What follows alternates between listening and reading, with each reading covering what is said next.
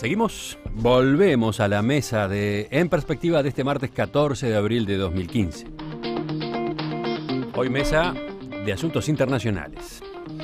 Nos acompañan Susana Mangana, Mauricio Rabuffetti, Oenir Sartú, todos ellos aquí en estudios, y desde Washington, en Estados Unidos, Nicolás Albertoni. Pasamos a otro tema. Estados Unidos cuestionó ayer la decisión de Rusia que levantó la prohibición para la venta de su sistema de misiles antiaéreos S-300 a Irán.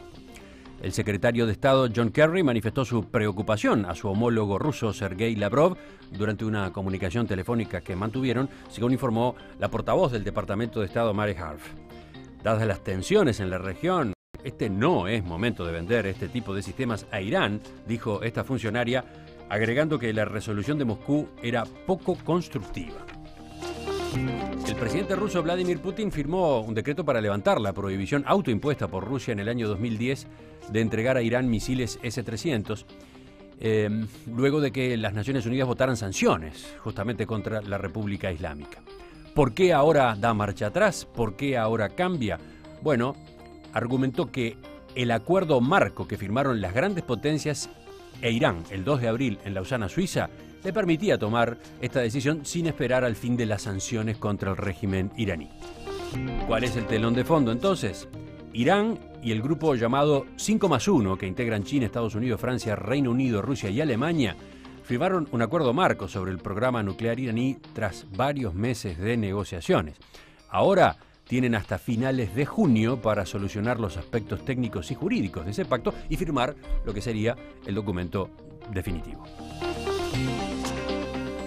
Vamos a meternos entonces en esa gran noticia que ya tiene una cantidad de repercusiones, ¿no? Por ejemplo, esta que yo ubicaba al comienzo. Mauricio, ¿vamos contigo? Bueno, sí, la verdad, una gran contradicción con relación a lo que la comunidad internacional está buscando, que es, en este caso, prevenir a un Irán sobrearmado.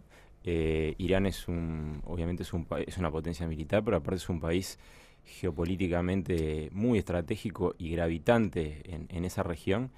Entonces, ¿qué es lo que es una gran contradicción? Y la gran contradicción es firmar un acuerdo para intentar contener el avance de un programa nuclear y que otro país le venda en cómodas cuotas mensuales mecanismos modernos, aunque no sean los más modernos, de defensa. Es decir, los misiles a S-300. un país que ya los tiene, pero además hay un trasfondo que es evidente y que es la búsqueda de influencia de Rusia en esa parte del mundo, ¿no? Y la crisis brutal económica que tiene Rusia, que tiene una industria armamentística gigante y que por lo tanto está haciendo un gran negocio amparado en una interpretación de este acuerdo.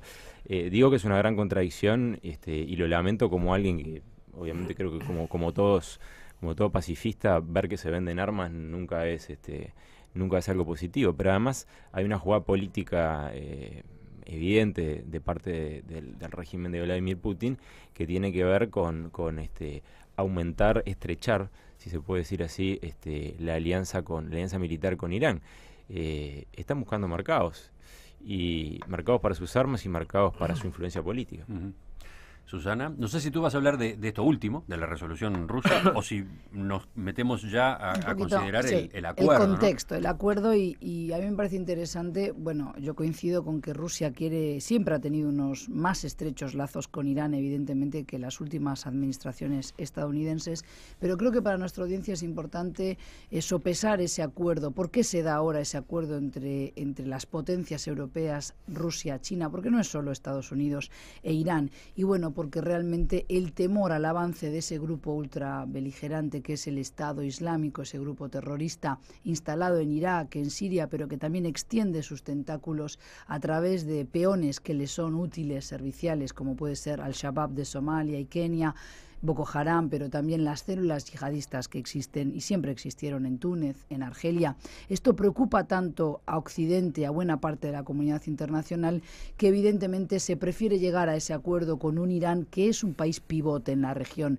Y no es menor también en los coletazos, las repercusiones de este acuerdo que enojó y muchísimo a Israel, pero también a Arabia Saudí lo pone muy nervioso. Y Arabia Saudí reacciona golpeando a Irán donde puede, que que es en Yemen, un país empobrecido, un país que sabe que no puede retaliar ese ataque y está comandando y liderando una coalición árabe suní en contra de su enemigo eterno y su rival histórico, Irán, pero a través de sus peones chiíes en Yemen. Si esto no se le explica así a la gente, es como una ensalada y un puzzle étnico-confesional que es muy difícil de entender, y más en un país con una fuerte defensa de la laicidad como Uruguay, donde estas guerras de religión, que no son tal, sino de poder político, muchas veces no se pueden comprender. Vamos con Nicolás a Washington.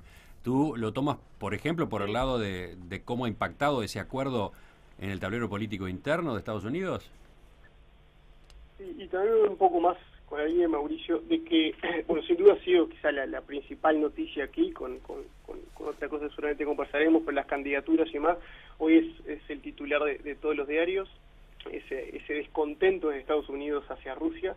Y para mí tal cual no sirve. Sí, pongamos técnicamente que son armas defensivas, son armas ofensivas, ¿no? Los S-300 estos son, bueno, justamente, de hecho Lavrov resalta eso, el canciller ruso, ¿no? Dice, bueno, en definitiva proveemos a Irán armas defensivas. Entonces, creo que también hay un dato técnico a tenerlo en cuenta, pero es una respuesta de una Rusia claramente debilitada, no solo en el contexto económico, sino político y diplomático. Es decir, yo hace meses no veía a Lavrov participando de este tipo de cosas, cuando recordamos sus salidas más importantes fue con la pulseada, vamos a decir, Estados Unidos, Rusia, con el tema Siria. Es decir, vemos una Rusia debilitada en términos diplomáticos. Yo la vi como una señal clara de, al ver los avances de este grupo del 5+1 y de este acuerdo marco que se está generando, Rusia se está dando cuenta que ante el avance de Estados Unidos con ese pragmatismo,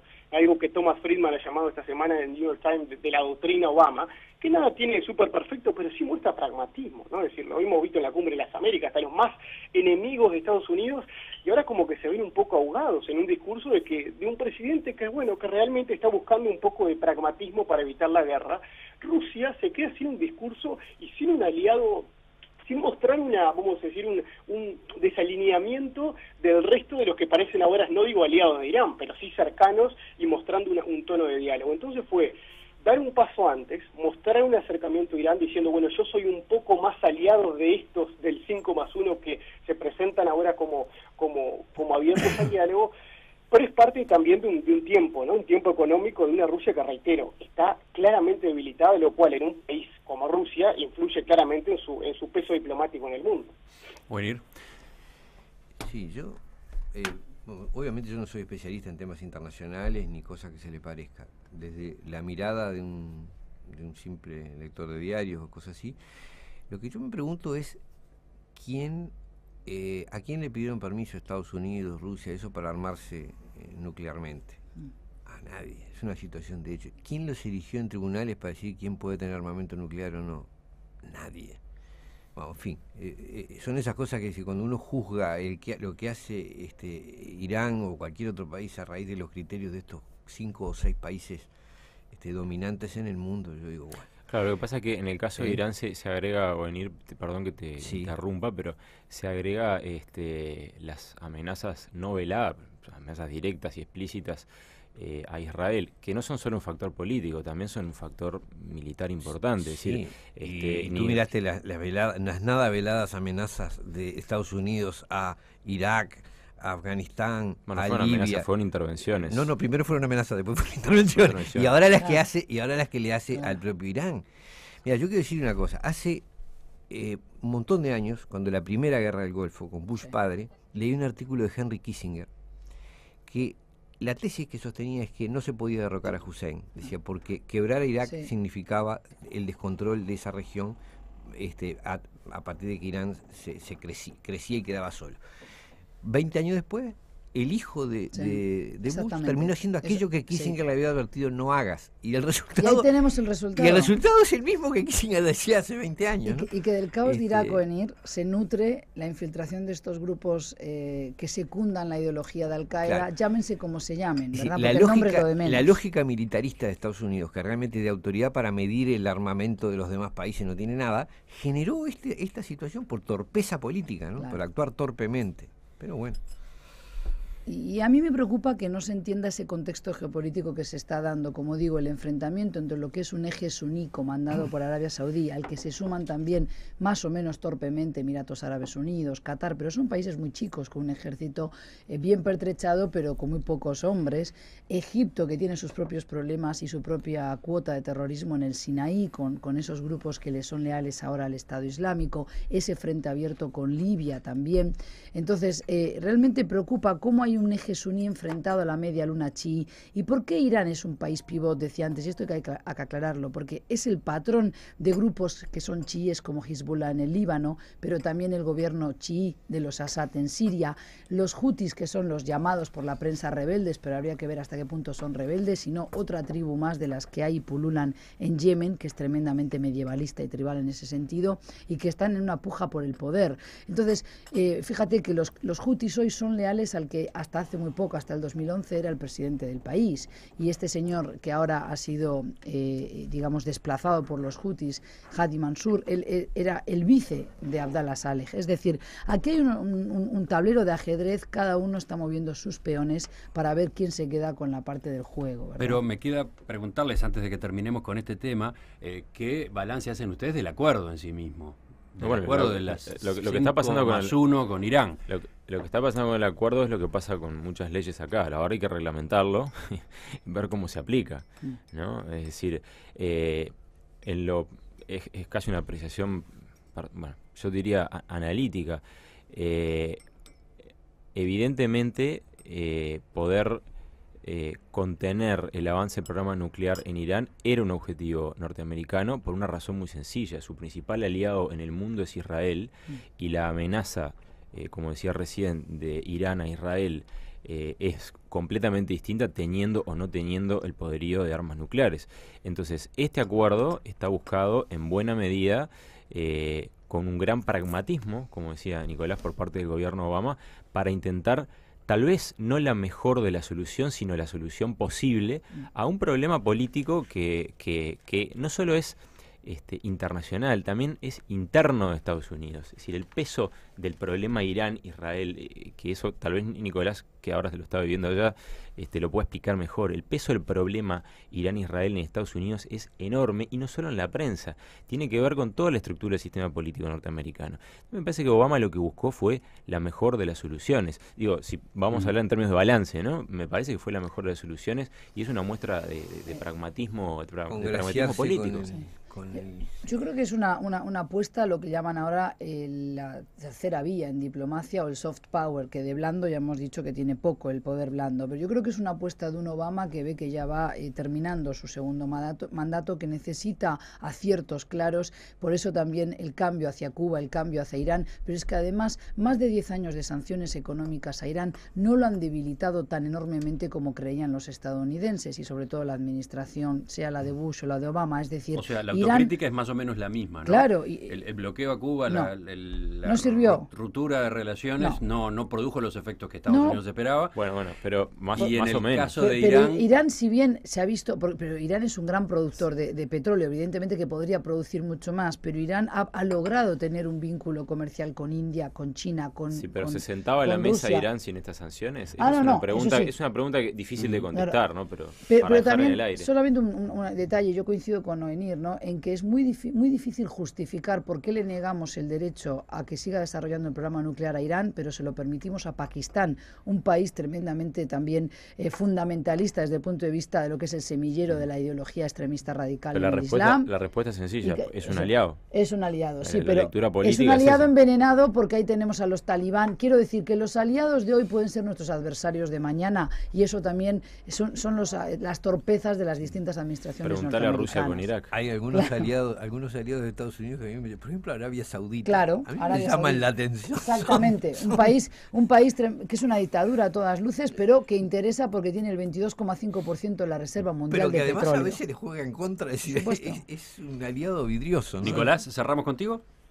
Sí, no, a mí me gustaría decir algo en cuanto ahora todo esto que genera de luz, este pacto, este acuerdo marco que se está hablando, es que también se acercan en lo que está mencionando en la diplomacia a una línea roja, ¿no? Obama si uno trata de explicar este pragmatismo de Obama, también se le ha llamado liderar desde atrás o liderar en conjunto. Uno siempre ve que Obama está cerrando acuerdos, pero no solo, ¿no? El 5+1, estamos viendo también que con Cuba, bueno, mete al Papa en el medio también, y como decir, ese leading from behind, vamos a decir, que se le ha llamado acá, es uno de lo que muestra Obama, pero muestra otra cosa, y ahí sí reitero nuevamente lo que señalaba Mauricio, de que decía que acá realmente es un tema que divide mucho más, es decir, claramente hay una banda republicana y una banda demócrata que tira para un lado y otro.